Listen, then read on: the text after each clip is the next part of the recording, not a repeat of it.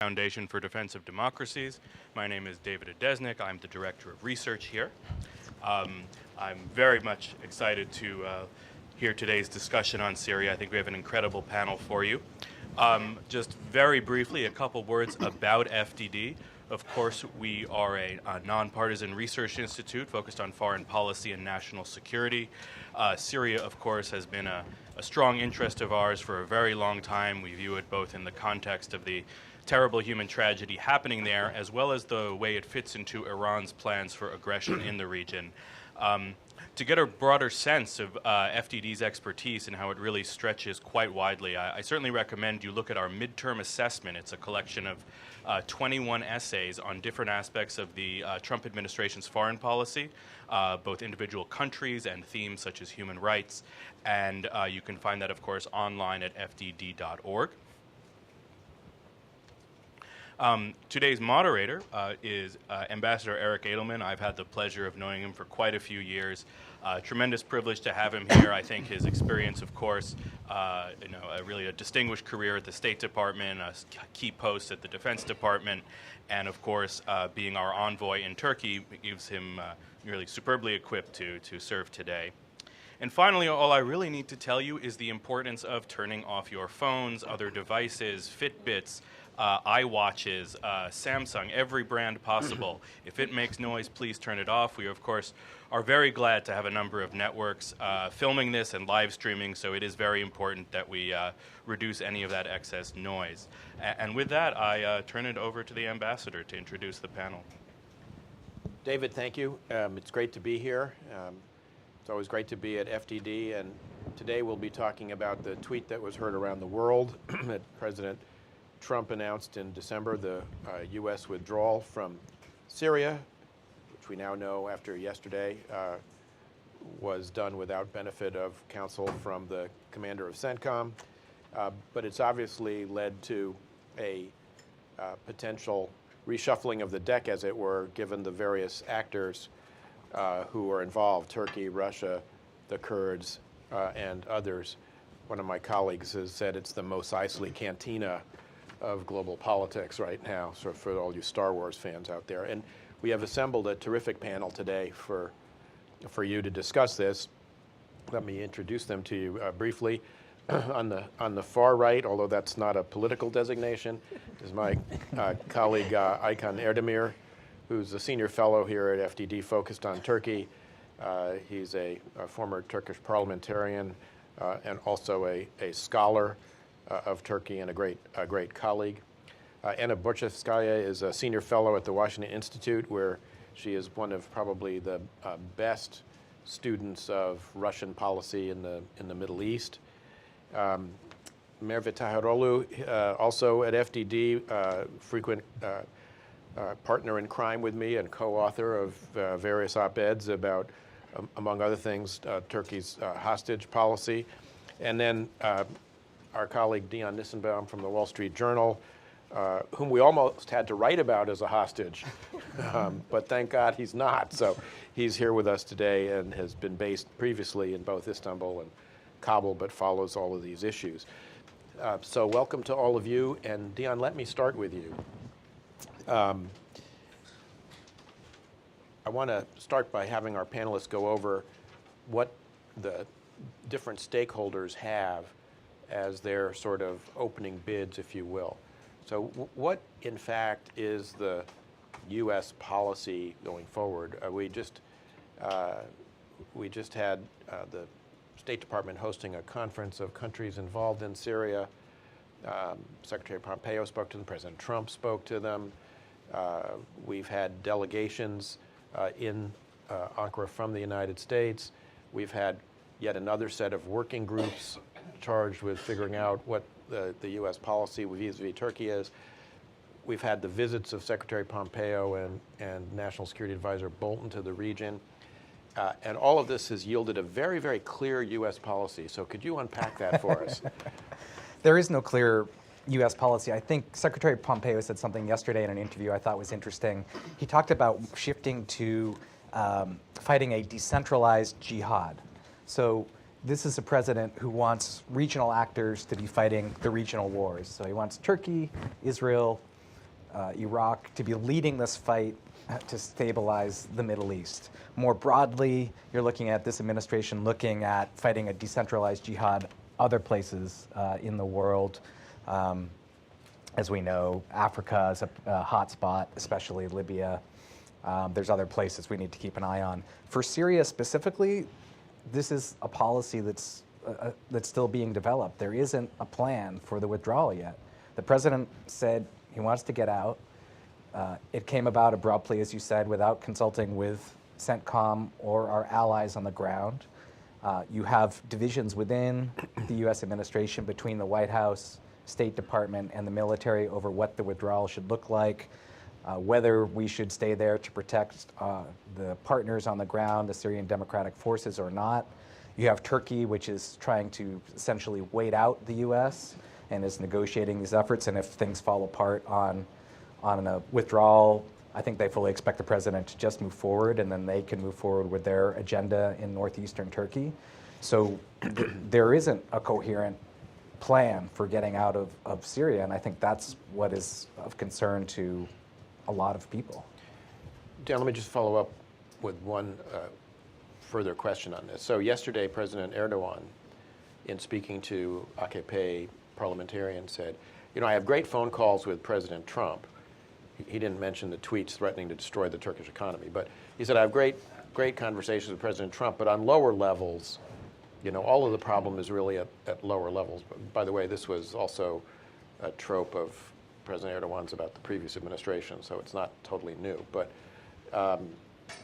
what is it? What is that all about? Are Bolton and Pompeo trying to slow roll the president? You talked about the divisions bureaucratically inside the U.S. government, but is there an effort to try and draw this out until we can get all our ducks in a row, and is that sustainable?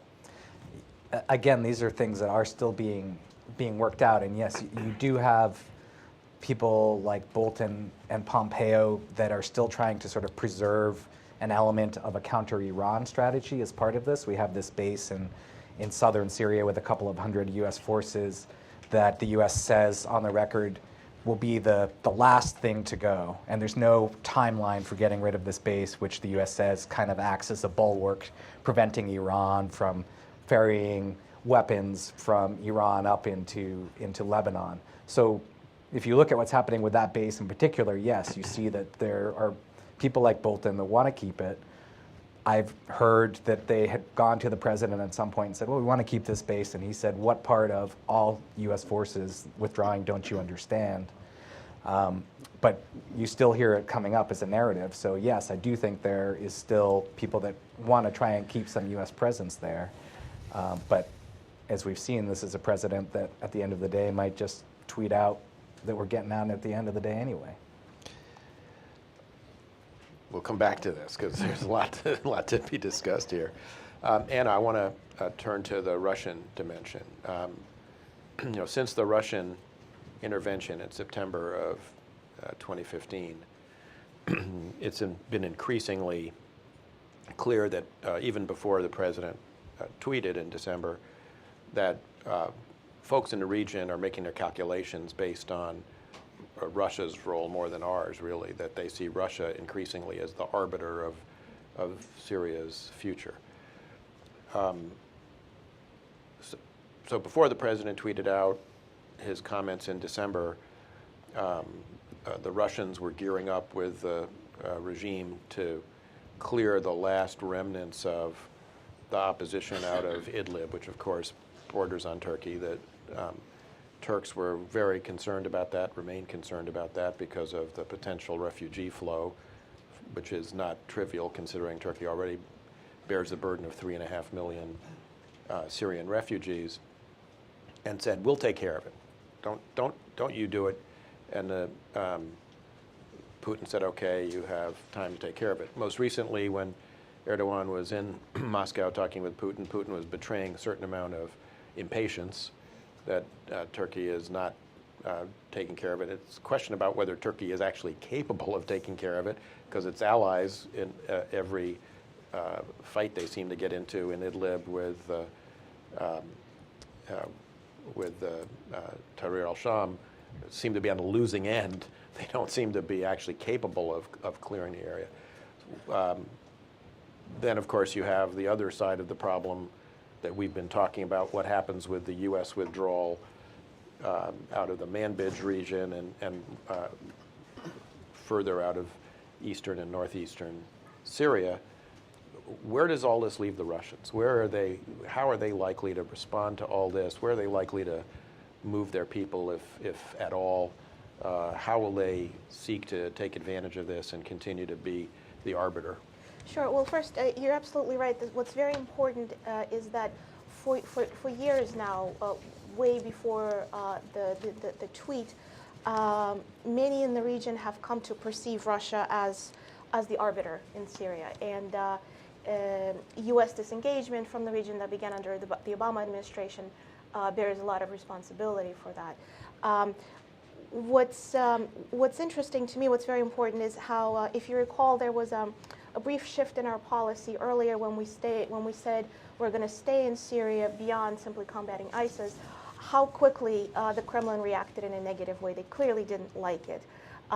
And the glee, again, that came out of the Kremlin after the tweet that we are withdrawing, very quickly followed by concern that we're not really leaving. And I think that's very important for the Russians. They worry, I think that's genuine, that we're not really going to leave, especially because they've seen a lot of shifts in our policy. That makes sense. But what this situation does is that, again, it leaves them as the ultimate arbiter. And one of their priorities is keeping Assad in power. This situation, again, gives them the role to pursue it in the manner that they're interested in. The word that came out of Kremlin and Russian officials several times has been political settlement. So I think that what they're looking for ultimately is some kind of a political settlement on their terms that keeps Assad in power. And in fact, this past week there have been reports that that Putin is planning to host a trilateral meeting in Sochi with Iran and Turkey to discuss the future of Syria. And I think that's where they're headed.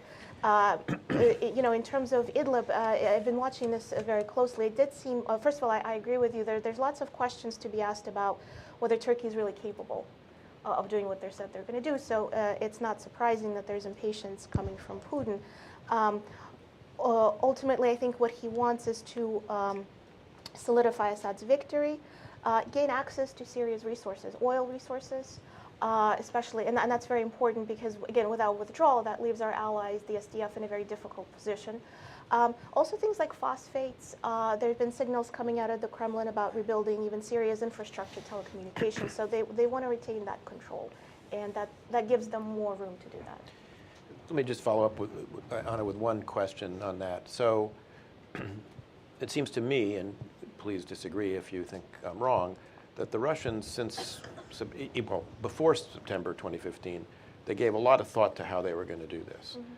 And clearly it was concerted with Iran. I mean, Qasem Soleimani, almost as the ink was drying on the JCPOA, was in Moscow, coordinating with the Russians. And what seems to be clear was that there was a division of labor. I mean, the crisis at the time was a crisis of manpower for the regime.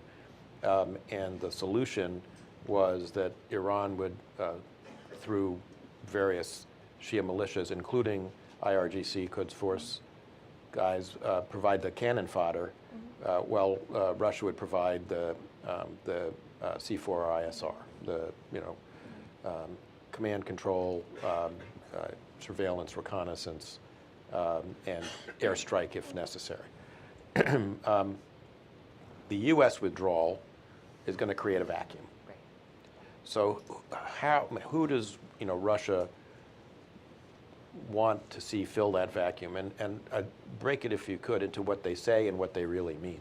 Because on the one hand, Lavrov has said, as you suggested, they want to see the regime fill that vacuum when the Americans go out, not the Turks. Right. But how do they, it's not completely clear the regime really could fill that vacuum.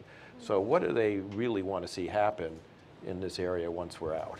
Well, first of all, they want to ensure their own presence. I think that's pretty clear with the fact that, I mean, this is a permanent Russian military presence for at least the next 49 years with Khmeimim and the Tartu space. So access to the Mediterranean coast, that's a priority. I think, you know, and it's also hard to leave it. We're now back to Kremlinology when we sort of have to read between the lines of what Russian officials say. There's little information. But I think, look, as you said, there was a division of labor in Syria. And that's very important because Russia's Syria strategy, for all their talk about being an arbiter and neutral, being neutral, being able to talk to everybody, Russia's strategy was always predicated on a partnership with Iran. And that's not going to change. That leaves a lot of questions. For instance, what's going to happen as tensions between Israel and Iran escalate, as tensions between Hezbollah and Israel escalate. It's, you know, I think the one thing the Russians don't want to do is to choose sides definitively. I think they're going to try to play everybody. That's been their playbook, because the moment you choose a side, then you lose that advantage. How will this ultimately play out? You know, it depends on a lot of factors, but that's where we're headed. Well, let's turn to the Turkish side of this. I'm going to ask Aykan and Merve to fill in some blanks, because you know, if you think what we've been talking about is complicated so far, it's about to get even more complicated. Turkey, within the next 60 days, is going to be facing elections. It seems like there's always an election in Turkey. But now we're going to have very important municipal elections, in which right now the ruling party is polling quite poorly. This obviously has gotten Erdogan, you know, pretty engaged. What's the Turkish game plan here in advance of the election, Aykan? There are two time horizons. One, as you said, is the short term. That's until March 31st, when the local elections will be held. And one, the long term, which is beyond Erdogan. Let me begin with the short term plans. So Erdogan is polling -7 compared to the last general elections. These elections really matter. There's the economic downturn. And if Erdogan manages to win these big cities once again, which will be feeding his war chest, he no longer faces any more elections for the next 4 years. This is kind of the election to end all elections. So if he can pull this one off, despite the economic crisis, it will be, you know, a great win for him. So what do you do when you have poor performance in your municipalities, 30% inflation in food and drugs? You need a rally around the flag effect. And what better than an incursion into Syria? Because if I switch from the short term to the long term, Erdogan knows that pounding YPG, PKK is a winner across the political spectrum.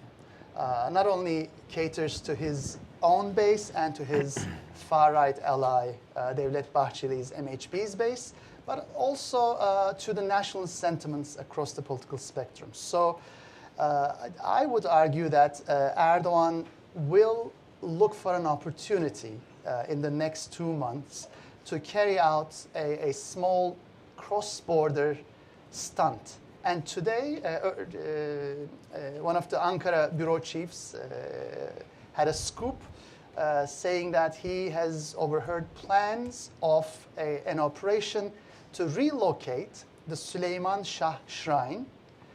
For those of you who haven't been following the bizarre history of this founding grandfather of Turks, his shrine is in Syrian territory, and it has been relocated a couple of times. The last one was in 2015 because there was Turkish special forces, 40 of them surrounded by ISIS, and Turkey had an overnight incursion into Syria with the help of the YPG, with the assistance of the YPG, and carried the shrine toward the Turkish border, which is now located, let's say, 100 yards into the Syrian border, but within Turkey's security wall. So it's a Syrian piece of territory, which is inside Turkey's security perimeter, but in Kurdish-controlled northeast Syria. So we might be looking into a stunt whereby Turkey moves this shrine further south, back where it used to be, which is right across Manbij, across the Euphrates. So this would be the perfect rally around the flag effect. This, of course, is all the short-term plan, but the long-term plan was gradually, incrementally, forcing U.S. to offer concessions. First with Manbij, with working groups, then hopefully in the eastern bank of the Euphrates. And I think the last thing Erdogan was expecting during that infamous phone call with Trump was an immediate capitulation. He didn't really expect the U.S. to... He probably didn't want it. He didn't want it. Yeah. He knows the negative repercussions of such a pullout. So at this point, I think Erdogan is also trying to think through this beyond the elections. I think as of April 1st, if Erdogan survives these local elections, we might see a new Erdogan. First of all, no voter pressure, I would argue. For the next 4 years, no elections whatsoever. No referendum, no local elections, no general elections. Second, he probably will no longer need the rally around the flag effect. He might even suffer the consequences of an economic crash. He could say, you know what, let me experience it now, no more elections, and then the voters have 4 years to forget about the consequences of a crash. And the big question has always been, is there any possibility of a return to a modus vivendi with Syrian Kurds? Can we talk about a return to Kurdish peace process back in Turkey? I'll leave those big questions to the second round. But certainly following April 1st, we might have a completely new Turkish game in town. Just 2 points to follow up on that with you, Aykan. One is his rhetoric in the last couple of days, weeks, has become much, it's never terribly nuanced when it comes to the Kurdish question, but any kind of distinction, YPG, PKK, HDP, has all just been obliterated, which is not insignificant considering the importance of the Turkish Kurdish population in the southeast and the peace process you were referring to.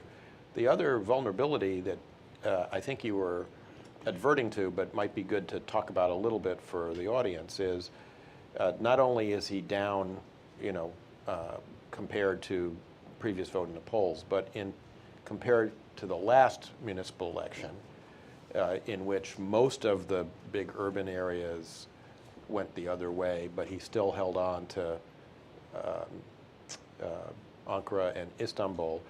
Ankara for sure is up for grabs this time, and maybe even Istanbul. I mean, what happens if he were to lose in those two cities, and does that, is there anything about that plays into these other issues you've been talking about? Now, in Ankara, Erdogan's candidate is so far behind in polls. There is even rumors that they might change the candidate at the last second. It's that bad. In Istanbul, I would argue Erdogan does not have the luxury of losing. In Ankara, he might. Despite rigging the ballots, if he loses it at the end of the day, if it's a 10% lead, so big that he can't rig it, he'll live with it. But in Istanbul, there's no way he can let go. That's his cash cow. And that's why he had the former prime minister, his right-hand man, running for office as the next mayor of Istanbul. Which means, since the threat comes not only from the center-left pro-secular CHP, but its alliance with a credible nationalist party, E party, Erdogan needs the rally around the flag effect more than ever. He needs the nationalist credentials more than ever. And he also needs the anti-Kurdish sentiment more than ever. Because he knows that when it comes to, let me bring in some nuance to the anti-Kurdish sentiment. Erdogan always says, we're not against Kurds, we're against the YPG, PKK, and the HDP. But we know that across the Turkish political spectrum, although Turks are not against Kurds, there's not a blanket enmity against Kurds. There's almost across the spectrum sentiment against Kurdish autonomy or self-rule, no matter where it is. So it's the same with the KRG, it's the same with the Syrian Kurds, it's the same with Turkey's Kurds or Iranian Kurds. So Turks across the board happen to be against Kurdish self-rule in any form. So Erdogan will tap into that sentiment. He knows he can catch E Party voters, he can catch some of the national CHP voters, he can solidify his own base, and certainly he needs to deliver this to the MHP. So we might see until April 1st a very hard-line rhetoric about Kurds in general, and possibly coupled with some cross-border military stunts for the media to broadcast live. And if I read your comments correctly, likely some of the same kinds of election day tactics in Istanbul that we saw in Ankara last time around. Yes. Merve, let me talk to you. I think this is a perfect segue to talk about where Turkey and the YPG, PKK nexus lies. So to go back to where we started with Dion, from the U.S. point of view, particularly the U.S. military, who has relied almost exclusively on the SDF in the Syrian portion of the campaign to reduce the ISIS caliphate. There's a lot of concern about preserving those allies who fought with us. And the SDF, while it has some Arab tribal elements in it, it is largely built around the YPG militia. That's obviously, as Aykan was just explaining, almost anathema to certainly to the Turkish military and the Turkish government, although the Turkish military seems not very enthusiastic about a big military operation in Syria, as opposed to, you know, another effort to repatriate the remains of Suleiman Shah, as Aykan was describing. So what do you think the realistic objectives are for Turkey with regard to the YPG when the U.S. is out? Yeah, I know it looks a little bit complicated, but I think actually Turkey's view, and this is the government and the military alike, towards Syrian Kurds has been pretty consistent from the beginning. And I think there are some pretty straightforward objectives. The main question is, as Aykan mentioned, this idea of autonomy for the Kurds across Turkey's border, because that is really what they consider to be a major national security threat. That's what the Turkish, state really thinks and has thought this entire time, and that hasn't really changed. And since the beginning of the Syrian civil war, when we've seen the Syrian Kurds under the PYD's umbrella, which has ties to and is sympathetic to the PKK, that was all the more concerning for Turkey's side. And we've seen Turkey's policies towards various opposition groups in Syria fighting in the north consistently favor the groups that were also attacking the PYD and regions that were supported by the PYD. So since the PYD, under the umbrella of the SDF, and also before on their own, have established this kind of local administration and this rule over these Kurdish cantons, but also some Arab majority cantons, Turkey's policy has been to get rid of that, right? Because they don't want to see any kind of Kurdish autonomous zone in Syria, but also they don't want to see one that is ruled by the PYD,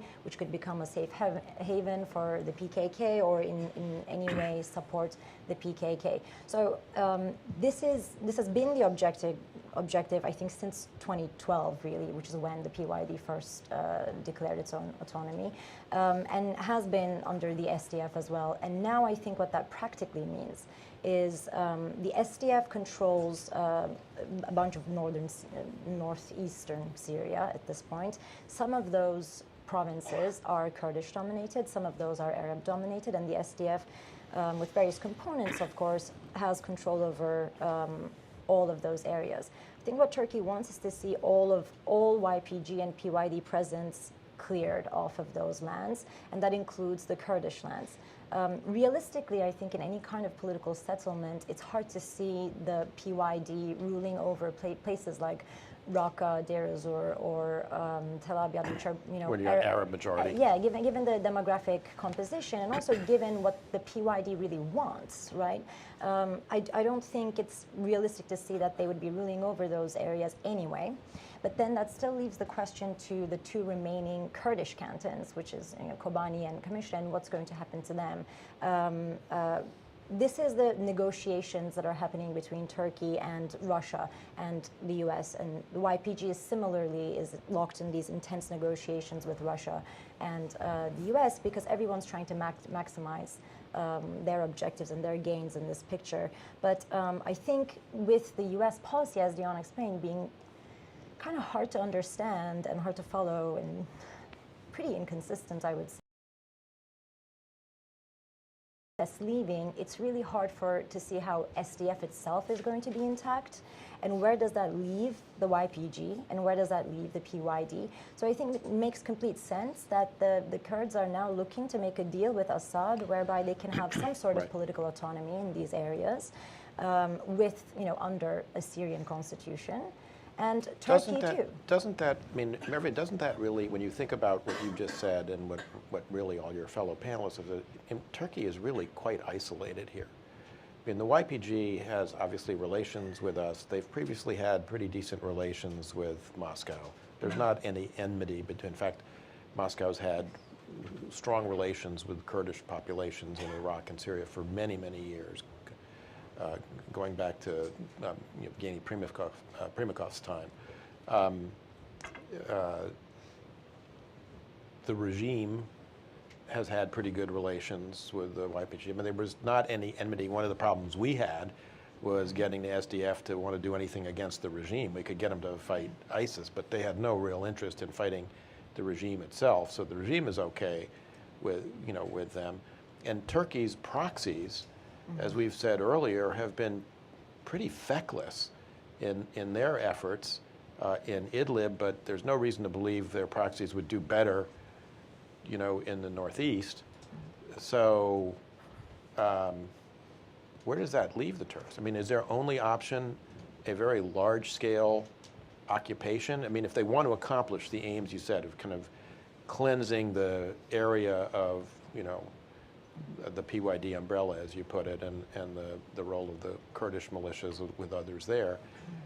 What option do they have? I mean, if it's not the regime coming in, as Lavrov suggested, and there are questions, by the way, whether the regime could actually do this very effectively either, is their only option a very large-scale Turkish occupation, which I don't think the military would be that keen to do, because this would be much bigger than Jarabulus or any of the other previous operations that they've undertaken. I actually don't think it's the only option, and I don't even think it's an option that they really want to take. Part of the reasons that Aykan mentioned with the election coming up, but also the kind of lack of resources that Turkey has to carry out such an operation. I think it's still a big question mark as to what's going to happen in any kind of final settlement to the current Turkish-controlled zones, right? We have Jarabulus and Afrin, and I think the status of those in any kind of settlement at the end of the day is still a big question, because in part we see a lot of consistent statements coming from the Turkish government saying they really don't want to stay there and transition it, but at the same time the local administration now of these provinces are very much tied to other provinces in Turkey and to the Turkish military as well.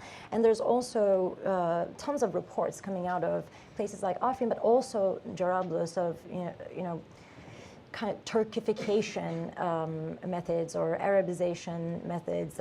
Turkey, not only bringing in its own groups, but also creating these hospitals and schools with Turkish language, changing the names, I mean, especially in Afrin, changing the names of streets, and even in some cases there are reports by the Human Rights Watch showing, looting and seizing property and kind of doing this demographic change. I don't know what that means, that kind of Turkification, because I can't see how that could possibly be in Turkey's interest to have two isolated cantons in Syria that are, under pseudo-Turkish control. But I think when it comes to this YPG question, and this is why I think Turkey has more options actually, because I think this is an opportunity. I'm not sure that the negotiations between the YPG and the Assad regime are going that well. So yes, the regime and the SDF and the PYD have had a kind of cordial relationship from the very beginning, but I think this was just smart policy on the part of the Kurds to know that, you know, in an eventual settlement, we might have to live with this guy, and we have been living with this guy all this time. So, you know, we know how to behave when it comes to this and kind of hedge the bets. But Assad is not really promising the PYD the kind of political autonomy that it wants. So I think I see this as a bit of an opportunity, because I still think that before the US leaves, if it's actually going to leave, there is room for negotiations between the US, Turkey, and the PYD to come to some sort of non-aggression agreement against one another. And if both Turkey and the Kurds pursue this, I think it'll strengthen both of their hands in their negotiations with Assad and Russia as well. So I think the US should capitalize on this opportunity and really try to Although given what Icon said, that doesn't seem likely before April 1st. Yeah, I would agree with that. Well, you've basically put the question to us of, given this kind of background that the four of you have sketched out, what, you know, if U.S. policy is contradictory and inconsistent and kind of hard to discern, that opens, you know, the floor up to a discussion of what it should be, you know, as opposed to what it is. Anna, let me start with you. Presumably, if you believe that it's not in the U.S. interest to have Russia be the dominant player here, not least because of, to go back to a point Dion made at the outset, not least because it leaves some of our other allies in the region at Russia's mercy, as it were, including Israel. I mean, if the Russians are the ones who control this, and we've seen Israel already taking steps to, you know, help itself deal with the Iranian problem with the series of airstrikes that they've carried out around Damascus in the airport area. What ought the U.S. be thinking about in terms of its policy vis-a-vis what Russia is doing in Syria?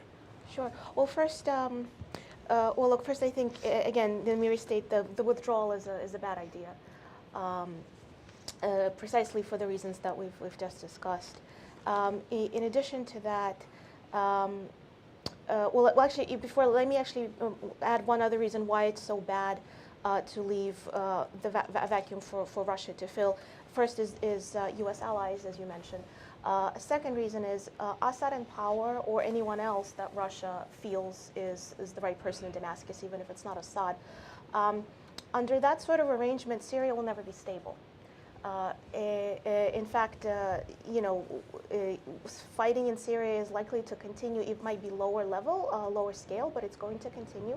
So when it comes to our interests about terrorism, stability in the region, Syria is going to remain a bleeding wound. In terms of what else we should be doing, it's looking for leverage in other fronts, diplomatic and economic, signaling that we're not disengaging from the Middle East. I think that's very important, because Putin has perceived for a long time now that we're disengaging from the region, and that made it easier for him to step in. If there is no vacuum, if there are no other opportunities, it's going to be harder for him. He's not, doing this balancing act. He's been very successful. It's never been easy, and it's a strong U.S. presence that tends to deter him more than anything. Icon and Merve, I want to turn to you to talk about the Turkish dimension of this, and again, how the U.S. what the U.S. role can be here. So, given what Merve suggested, Icon, a second ago, that there ought to be some way to get to some kind of deconfliction, non-aggression agreement that leaves some kind of stable equilibrium in Syria after the U.S. withdraws. But given what you've already said about the political requirements, at least until April 1st, which I will point out is April Fool's Day, can Turkey actually make peace with the with the YPG, which I think really precipitates the question of can they get back, as you mentioned earlier, to the peace process with the PKK that they undertook, which arguably is the most constructive thing Erdogan has done in his entire time as Turkey's prime minister or president, going back to 2014. I mean, is a untethered Erdogan capable of doing that, and is there a U.S. role? I mean, one of the things that I find troubling about with the withdrawal is that the presence in Syria, I think, would have enabled the United States to actually play a constructive role had it been of a mind to. Because of our connections in the KRG, we could have played, I think, a helpful role in getting Turkey back to the table to resolve its own problems in the southeast. Is that now kind of, given the fact that we're on our way out and he's on his way to complete unconstrained political control of Turkey, is there a possibility here to somehow traverse this and get back to a negotiation? So beyond April Fool's Day, I would say we shouldn't read too much into Erdogan's firebrand rhetoric today, because it was, as you said, Erdogan himself who changed Turkish history by starting negotiations as part of the Kurdish peace process. And it was, again, under Davutoğlu as prime minister and Erdogan as president, during the Süleyman Shah operation, which was called Shah Fırat operation, Shah Euphrates operation, that Turkey coordinated with the YPG the relocation of the shrine. And not only coordinated, not only YPG provided protection to Turkish forces, going deep into the Syrian territory, but also in Ankara and Istanbul, at the level of the Turkish military and Turkish intel, both YPG and PYD officials were hosted. So they worked together during that operation, which shows that Turkey can be as creative as the US in dealing with Syrian Kurds, different, of the Syrian Kurdish alphabet soup. Turkey has dealt with different organizations there productively. So it is possible to return to that. That, of course, means a major reshuffle of Erdogan's alliances within Turkey. There is no way he can do this with the MHP. He will need, if he wants to make progress on the Kurdish issue, he'll need to release elected pro-Kurdish lawmakers, mayors, and party officials. He will need to get back on the democratization path. I know these are not easy tasks, but U.S. does have a role to play there. U.S. has been extremely productive, as Erdogan also demonstrated that Turkey's relations with the Iraqi Kurds could be very different. In a very adversarial social context, Erdogan was the risk taker who turned Iraqi Kurds into partners, who turned Turkey-KRG relationship into a win-win relationship. So I always argue, why not the same with Syrian Kurds? Of course, one wild card here is, and let me end with that, is the almost 4 million displaced Syrians in Turkey. Erdogan, given the rise in anti-refugee sentiment in Turkey, Erdogan now has a keen interest in resettling the Syrian Arab refugees in these northern Syrian territories. We have already seen some of that in the first two incursions, but I think Erdogan has set his eye on the northeast. Now that would be a deal breaker, meaning I don't see how Syrian Kurds could accept such a radical demographic engineering in northeast Syria. Right. I mean, the other option for him, of course, is to give them Turkish citizenship and turn them into AKP voters, which was the original plan, but now given now the there are too backlash, many of them. Yes, I think he's changing his mind. I could make a comment about voter registration and voter fraud, but I won't. Merve, let me give you the flip side of the question I put to Icon, right? So I asked Icon, can Turkey maybe with U.S. help make peace with the YPG? What about the YPG making peace with Turkey? I mean, and just let me add one piece, which is, if you think about the SDF as a whole, and this entire operation since 2014, it's been the presence of the very small contingent of U.S. Special Forces that have held this whole thing together. To me, it's a little bit like the game of Jenga. If you pull that block out of the tower, does this whole thing come crashing down? And if so, will they be capable of actually making an agreement with Turkey, or will they just be too disorganized and too preoccupied with survival to do it? Well, I think it's always in the YPG's interest to want this kind of agreement with Turkey, because Turkey otherwise will just forever continue threatening them regardless of the circumstances. But I also think that the YPG wants that. I mean, I think the PYD wants that, and there are many indicators of it, one of which is, of course, the co-chair of the Syrian Democratic Council, who's Ilham Ahmet, who has been in D.C. for the last 2 weeks, Right. explicitly said that they would very much like to have some sort of a deal with Turkey. But also the YPG has never attacked Turkey, unless in kind of retaliation or explicitly for self-defense.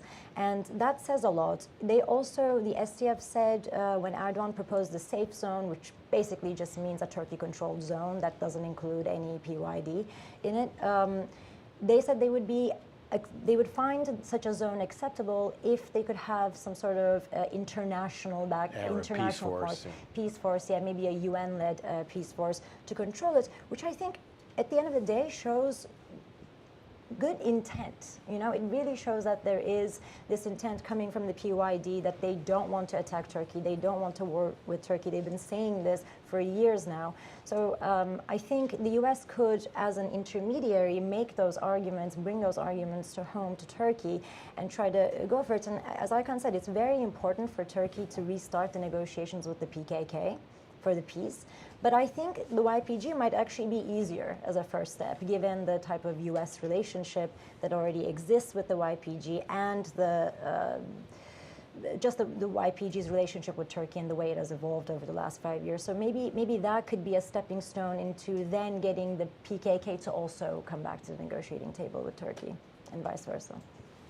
Dion, very quickly before we go to Q&A, I started with you. I want to give you the last word. Given what you've heard your fellow panelists say, and bearing in mind your description of U.S. policy at the beginning as inconsistent and contradictory and whatnot, if we let you run the zoo, how would you put together a U.S. policy that would actually make coherent sense out of all these different elements of the Turkish, Russian, and Kurdish dimensions? I was afraid you were going to ask that. I mean, I am a journalist, so it's not, thankfully, my job to come up with policy prescriptions, and I shouldn't. But when I look at what's happening, I think what I see is the most possible outcome at this point would be a YPG SDF withdrawal from the border with Turkey.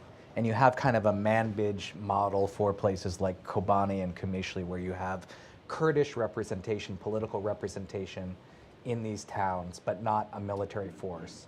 So you create a quasi-buffer zone. Who patrols that, I think, is really up in the air, because you talk to European allies about this.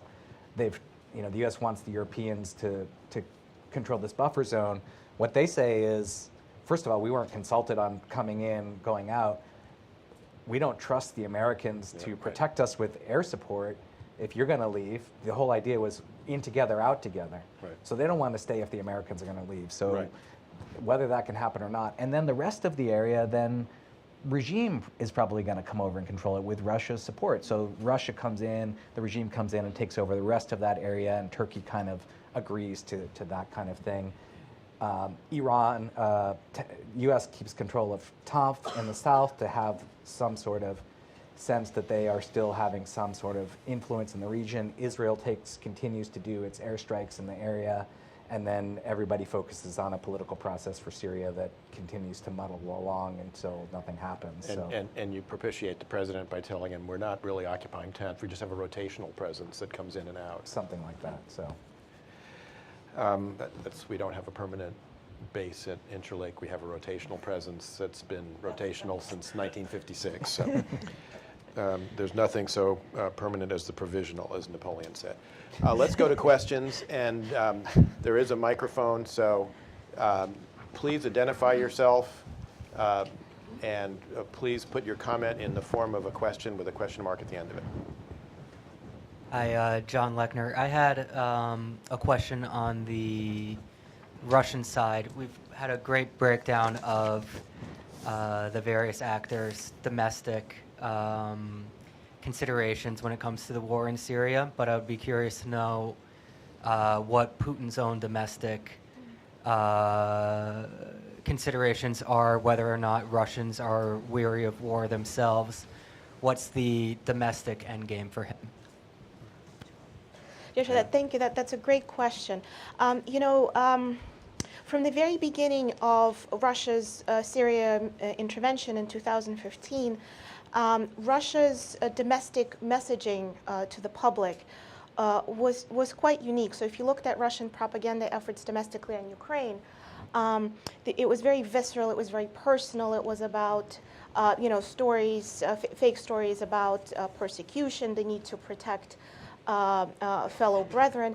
On Syria, the message was much more cautious, very sort of, I would say, sterile.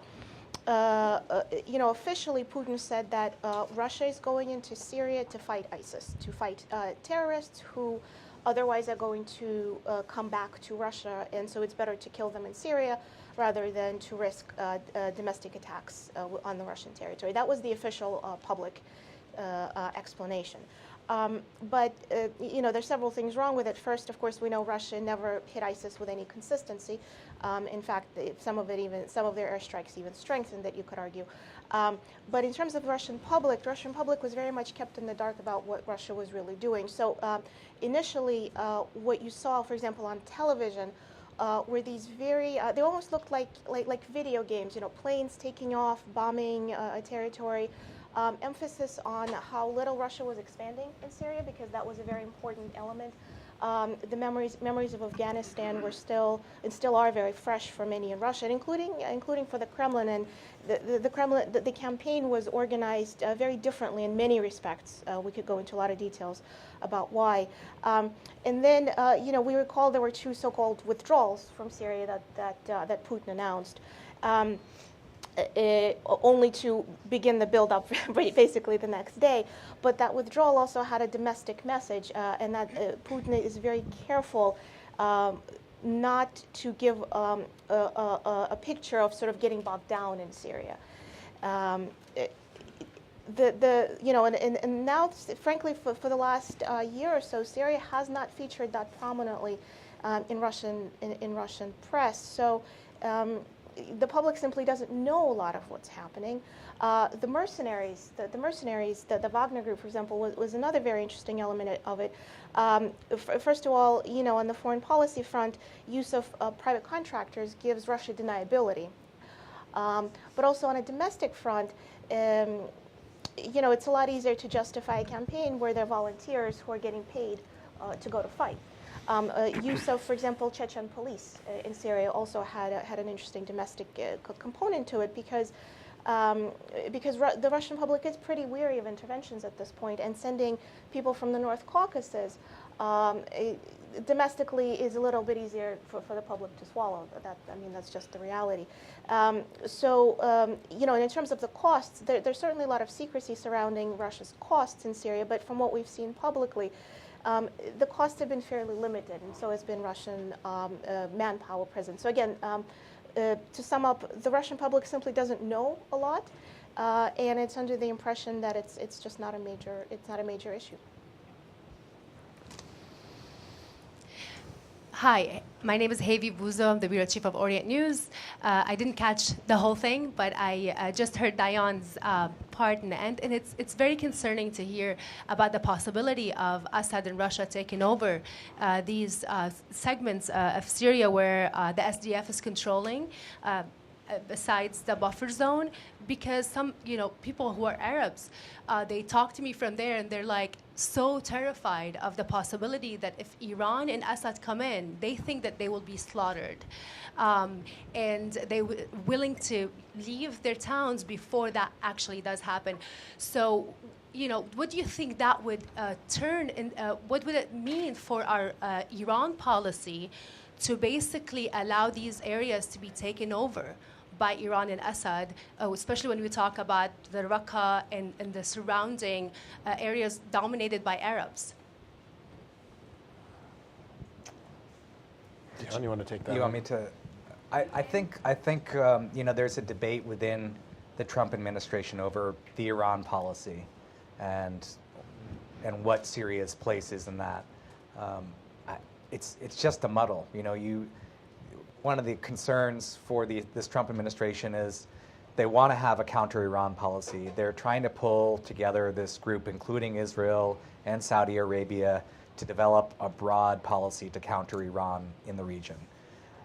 But it's a conundrum for them because there's people that don't want it to be explicitly a counter-Iran strategy, and that it's broader than that, and they're not looking for direct confrontation. So you're dealing, I think, with this fight within the administration over what to do about Iran, where to fight Iran, and whether it is the U.S. responsibility to handle that for the people in that part of Syria. You have a president who, I said at the beginning, I think before you got here, is that this is a president who believes that the regional actors should deal with their issues. It's not America's responsibility to address the question that you're talking about, unfortunately. And I think that's the debate that you have within the administration, because there are people that feel that way. And from what I can see, it's still playing out over what responsibility America should have for addressing the question that you raise.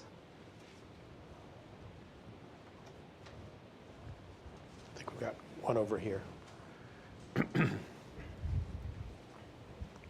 Hi, I'm Phil Kowalski with the Middle East Institute. I have a question for Aykan and Merve.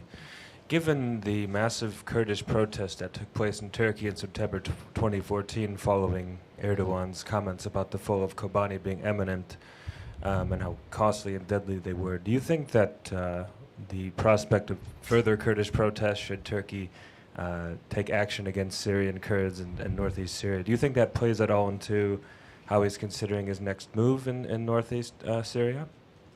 My quick answer would be no. Turkey is in a very different political context right now. Post-state of emergency, Turkey is where Erdogan has consolidated enormous power, where he's very brutal in cracking down on any sort of dissent. And I think the HDP, the Turkey's pro-Kurdish party, is playing it smart, given most of their officials are in jail. So they're using their human power carefully. So I wouldn't expect mass demonstrations resembling 2014. And I wouldn't expect Erdogan to see that as one of the variables in his decision-making matrix. Can I just also 2 cents on Please. that? Yes, I don't think there are going to be any protests simply because of this, the kind of oppression that the Turkish society, including the Kurds, are living in Turkey right now. But and another thing is, of course, that the crackdown on the HDP has just strengthened so much. When Erdogan recently equated the HDP to the PKK completely, the HDP is Turkey's second largest opposition party. Millions of people have voted for it. I think it's one of the most horrifying comments that he made over the last month to do that. But at the same time, you brought up these protests in September 2014, and we've been talking about how the YPG helped Turkey's operation in Syria back in February 2015 for the Süleyman Shah tomb. I mean, the YPG did that only months after Turkey, basically the Turkish army allowed ISIS to come in, thankfully it didn't materialize, but besiege Kobani and, rape through the city. They were just standing there and not helping, and of course the tension spilled over to Turkey and these massive protests happened. But even after that, the YPG agreed to cooperate with Turkey, and I think that just says a lot about this relationship. Over here in the middle, I think we've got one.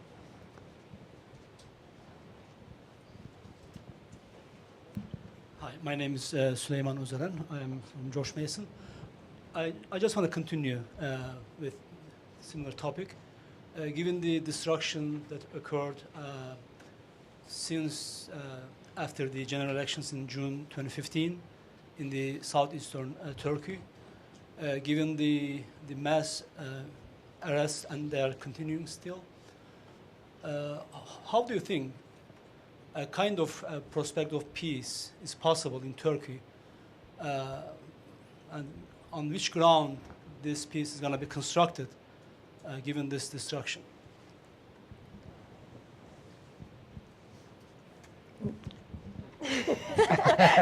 See, it is a challenge to talk about prospects of peace and reconciliation in Turkey. It seems impossible at this point, but at the same time, going back to Merve's brilliant comment, YPG Turkey cooperation, military cooperation, intel cooperation happened soon after, ISIS, with some Turkish either negligence or support, was butchering Syrian Kurds. So also with the KRG,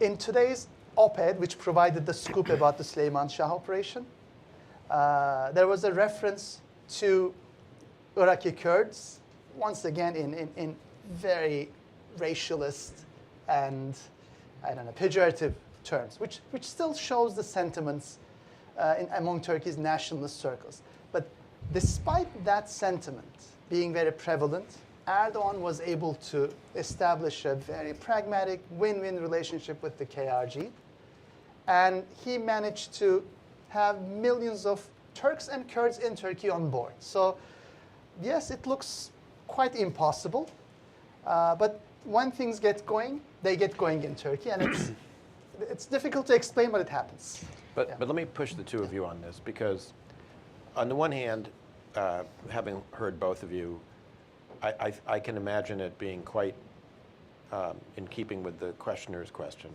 quite conceivable that you could get some kind of agreement about northeast Syria with the YPG and with the PYD.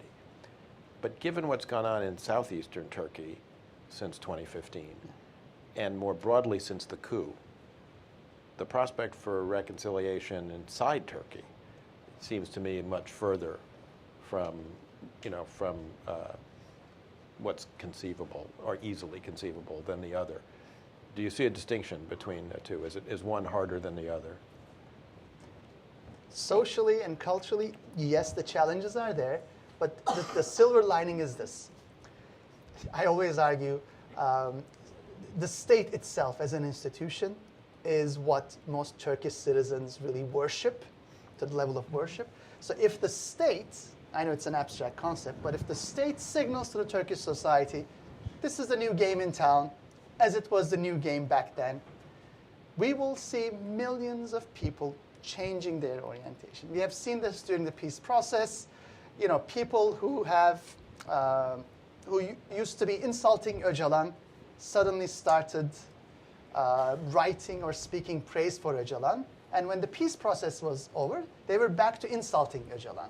I am fully confident that those people will again be the first ones to start praising Öcalan and the peace process. Why? Because they see this as a signal, as an order from what they consider as the holy state. And if it's what the state wants, people across the political spectrum fall in line. I know this is not a very optimistic way of looking at state-society relations. This certainly doesn't sound well for good governance and democracy in Turkey, but it's a historical reality we have to live with. Yeah, Please, yeah, I of would course. just say that Turkey is not really a democracy, so it's Erdogan is not really beholden by public opinion.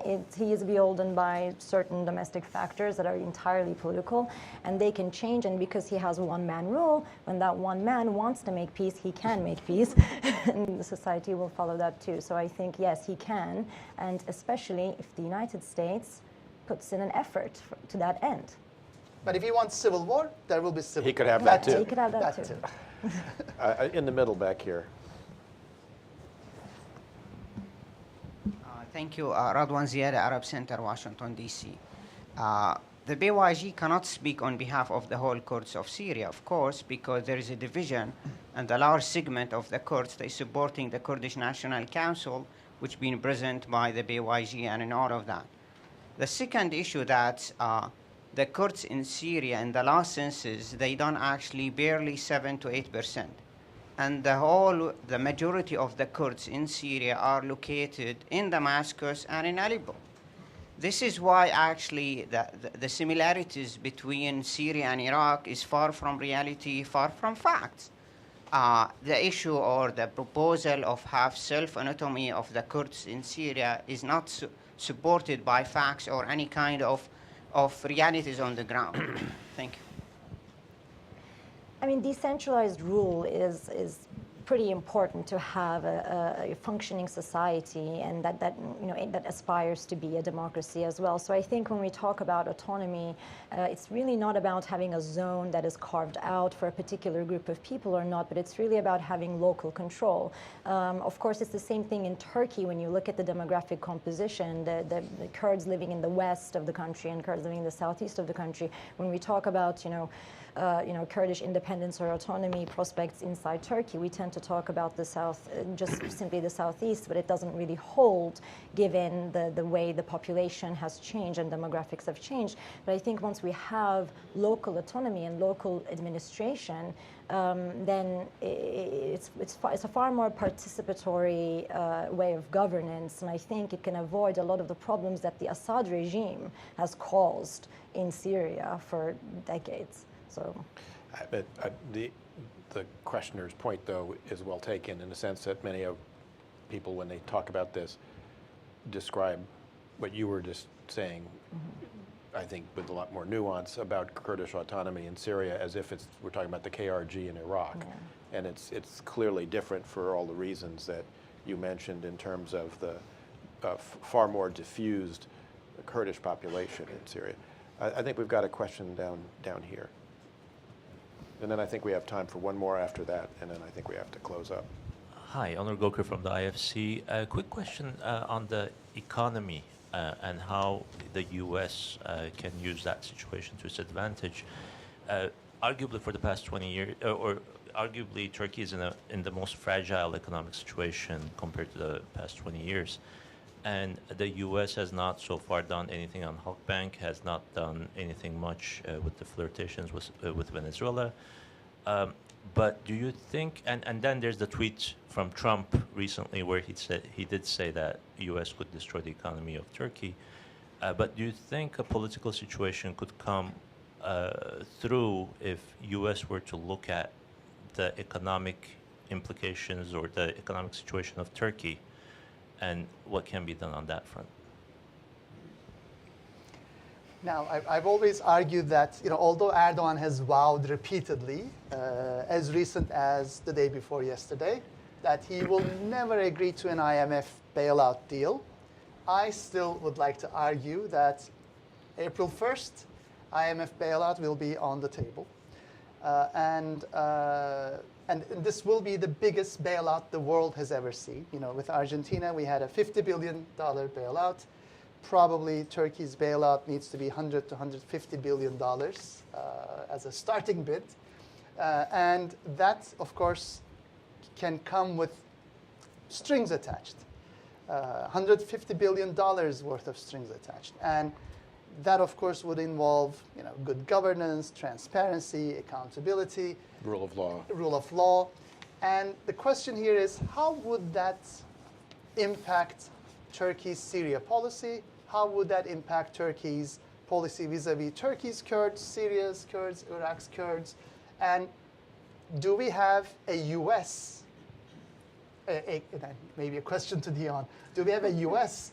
that's well orchestrated, coordinated, to take advantage of that negotiation with Turkey to turn the bailout into a major opportunity for getting things back on track? Because in 2001, with the crisis, that's exactly what happened.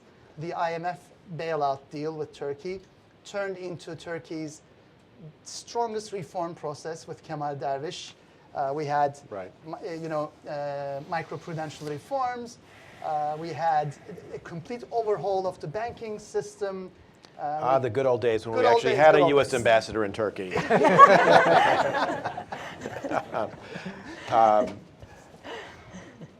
I'm glad the questioner has raised the issue of Turkey and Venezuela. It's beyond the scope of this panel. However, I would like to suggest that it's something we might want to think about for the future.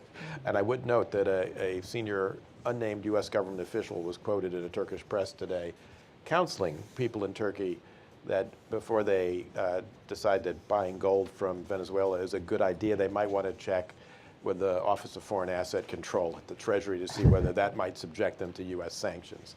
I think we've got one last question down here, and then we'll close up.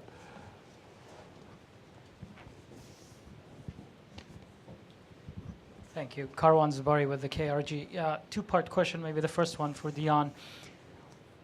With the President Trump's announcement to pull out from Syria in December, besides the blowback from Washington, what made the NSC in particular to start tweaking that? So they haven't taken a 180-degree turn.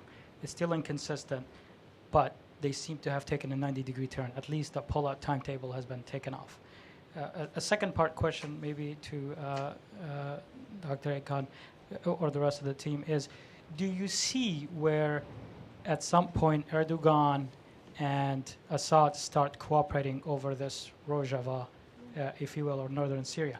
Not too long ago, they were calling each other brothers, and of course that deteriorated. And then finally, Ambassador, you mentioned that Idlib is a ticking bomb. Where do you see that blowing up? When? So again, this week, Erdogan said that Turkish intel is in talks with Syrian intel, and he said we even need to talk to our enemies. And again, we have to remember that I think 2010, the Erdogan family and the Assad family were having double dates, taking cruises, in the Aegean together. So yes, a lot has happened since then. There are hard feelings. But at the same time, I think Erdogan has proven that he can be a pragmatist. Concerning the limits of that pragmatism, I'll defer to Merve. What do you think is possible? I mean, sure, he can acquiesce to Assad coming into the place of the, instead of the PYD. I think Erdogan wants to see his own proxies, of course, take over those territories. But I think he would be okay with Assad coming there. But would that be in Turkey's interest at all? For the last 5, 6, 7 years, Turkey has been stoking a rebellion against Assad. Assad hasn't forgotten that. He's not going to forget that. And this is a family that has previously used Kurds against Turkey as proxies. So I think this is, if Assad in any way agrees with Erdogan, to kind of contain the YPG away from Turkey, I don't think that's really realistic, and I think that's really bad for Syrian Kurds as well, because the YPG has accomplished a lot over the last 5 years, and I think it's time for it to, transition into a more normal political group. And I think any kind of agreement where Assad is there, Damascus will always, I think, want to keep the YPG as a proxy, and that's bad for the PYD and the YPG as a political movement in general, and for I think the Kurdish national movement in Syria. It's also bad for Turkey because from Assad's perspective, you're dealing with a country with these militants who are armed and who are well trained, and I think he's going to want to redirect them potentially to Iraq, where there are PKK bases, and strengthen the PKK in the sense to use against Turkey in one way or another. So I think it's both Turkey and the YPG are talking to Assad, but I think at the end of the day, neither of them would prefer that. Idlib, do we want to? And I'm going to put Dion on the spot to answer the question about the NSC. I don't think anybody knows what's going to happen to it. I mean, I'll take a whack at that, which is, I think actually, despite his protestations of impatience, I think Putin rather likes the situation he's in now, which is to have Erdogan on the hook for kind of regulating this situation in Idlib, and he can use his impatience as pressure on Erdogan to perhaps get things for Erdogan on other things. Right now, they've got this sort of rump of the Tahrir al-Sham bottled up in Idlib. It's not really a threat to the regime, but it's a useful tool for regulating his relations with Turkey. So I think he likes it just fine. I would agree with it. I mean, it's a perfect situation because what Putin ultimately wants is, his modus vivendi is not a genuine resolution anywhere, really. Right. It's just having that control. And making Russia be the key player. Exactly. Yeah. And then I guess lastly on the NSC, I think everybody knows this was not a decision that anybody on the national security team supported. So it was a decision made in this phone call without any details about what it meant besides we're getting out, you take over. And so since that's been happening, people have been trying to put the meat on the bone, as it were, of what that means. And then when you have a national security team that doesn't support the decision, they're trying to put their own agenda into place to counter Iran, to protect the Kurds, which was not part of the original decision when it was made. And so you see this play out again and again with the president. He makes a decision and people try and figure out what he means and sort of impose their own agenda on that broad guidance. And I think that's what happened with the president on the call with Erdogan. He'd said twice before, as he said publicly, I want to get out of Syria. Get out in 6 months. Then they asked for 6 more months. And then he said, okay, came back again, give you 6 more months. And then he said, you know what, we're just getting out. I've given you all the time you want. So you see this playing out again, and it's this friction between the president and his national security team. Even though he has people now who are more in line with his views, they still have differences, and you see this play out again and again on national security decisions. I want to thank our audience for a series of really thoughtful and probing questions. Thank you very much. We had good questions and no speeches. That's pretty rare in Washington. I want to thank our panelists, Aykan, Anna, Merve, and Dion, for a very thoughtful discussion. It's been a privilege to be up here with the 4 of you. And I want to thank FDD for sponsoring this and giving us an opportunity to explore this in the depth that we were able to today. Thank you all.